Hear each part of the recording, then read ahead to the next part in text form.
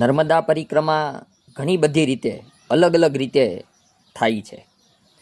એક તો એવી પરિક્રમા છે કે 3 વર્ષ 3 મહિના અને 13 દિવસ ચાલે છે. બીજી એક પરિક્રમા 4 મહિનામાં કમ્પ્લીટ થઈ જાય. 108 દિવસના મણકાને આધારે પણ એ જપમાળા પ્રમાણે પરિક્રમા થતી હોય છે. અત્યારે 19મી માર્ચથી ખાસ ચૈત્ર મહિનાની કે જે મીડિયામાં જાણીતી છે પરિક્રમા શરૂ થવાની છે. ઉત્તર વાહિની નર્મદા પરિક્રમા. આ પરિક્રમા 1 દિવસમાં થઈ જાય છે અને એવું કહેવાય છે, એવી માન્યતા છે કે 1 દિવસમાં થતી આ પરિક્રમા 18થી 22 કિલોમીટરની છે.